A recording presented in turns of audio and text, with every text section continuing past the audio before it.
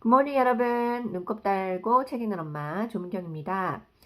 오늘은 아침부터 되게 액티브한 하루가 시작이 됐어요. 막내가 미국 나이로 6살인데 새벽에 게임이 있었거든요. 그래서 6시 반에 나가서 7시 게임이었어요. 그래서 지금 게임 마치고 들어오는데 아주 압도적인 승리를 해서 제가 기분이 굉장히 좋습니다.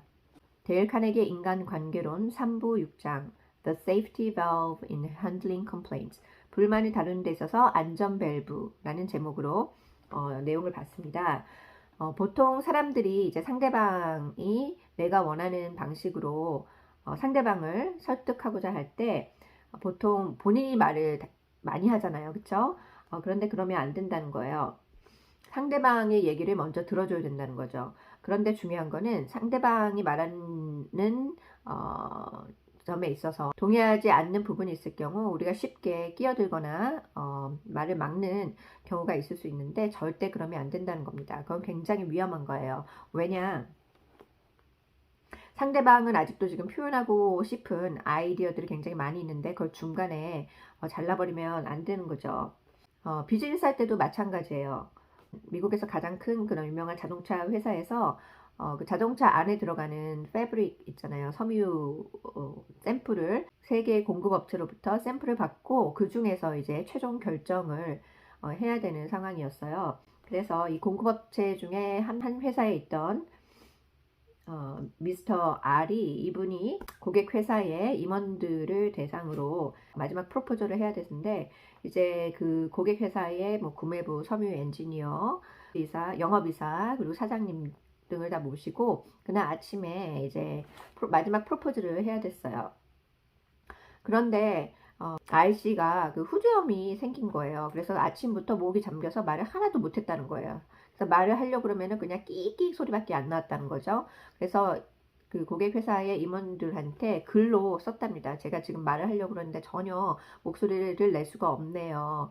죄송합니다. 라고 말을 했대요. 그랬더니 그 회사 사장이 그러면 자기가 대신 말을 해주겠다 하고 공급업체의 그 샘플과 그 자료를 보면서 장점들을 이제 막 설명을 하기 시작했대요. 고객 회사의 사장님이 이 공급업체의 영업 직원을 대신해서 이 제품 설명을 하게 된 거죠. 그러니 어떻겠어요? RC는 웃고 고객을 끄덕이는 게 자기가 한 일이 전부였다고 합니다. 그런데 결국에는 160만 달러의 주문을 성사시킬 수 있었다고 합니다.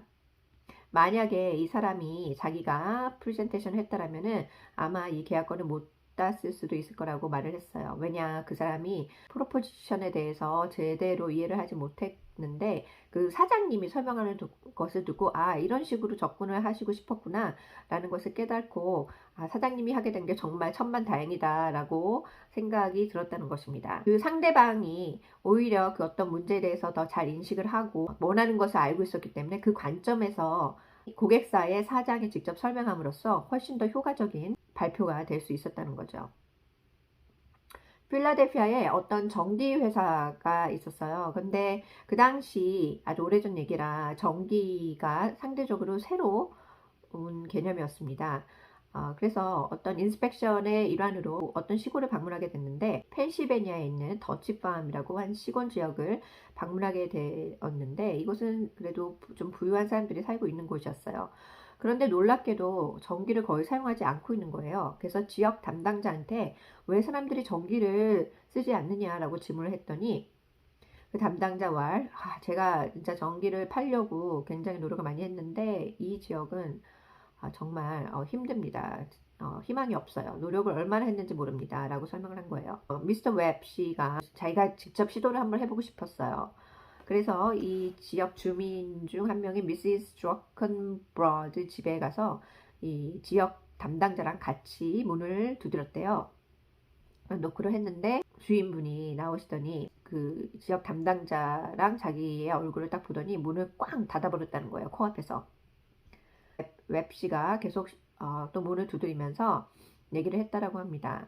좀 성가시게 굴어서 죄송한데 전기 구매하는 거 원하시지 않는 거 알고 있습니다. 제가 원하는 거는 지금 팔고 계시는 계란을 좀 사고 싶어서예요. 그 도미닉 계란을 좀 살 수 있을까요? 우리 와이프가 되게 좋아할 것 같습니다. 라고 말을 했더니 어머, 이 도미닉 품종을 어떻게 알고 계시죠? 하고 질문을 한 거예요. 그래서 웹 씨가 저도 닭을 키우고 있거든요. 우리 집은 레그혼이라는 미국산 품종을 키우고 있습니다. 그런데 우리 와이프가 케이크 만드는 걸 굉장히 좋아하는데 케이크를 만들려면 하얀 알보다는 브라운색 계란이 진짜 맛있거든요. 그래서 좀 사고 싶습니다. 그래서 그걸 시작으로 해서 이 두 사람은 닭과 그 닭의 시설 이런 것들에 대해서 막 얘기를 하기 시작한 거예요. 그러면서 서로 어떤 먹이를 주고 뭐 어떻게 하면 더 잘 계란을 낳을 수 있다든지 이런 아이디어를 공유를 하면서 웹 씨가 이 상대방의 마음을 사로잡았다고 합니다. 그래서 결국에는 그 가족에서 이제 전기를 자기네가 구매해서 사겠다라고 결정을 내리고 전기도 사게 됐어요. 이러한 예는 비즈니스뿐만이 아니라 가정 내에서도 우리가 충분히 이런 원칙을 사용할 수 있을 것 같아요.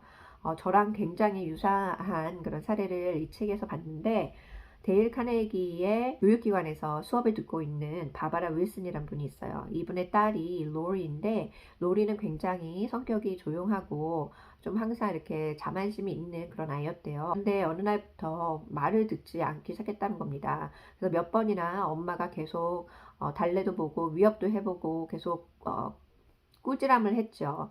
그런데 그게 잘 통하지 않았다는 거예요. 어느 날 딸 로리가 숙제도 하나도 하지 않고 친구 집에 가버렸어요.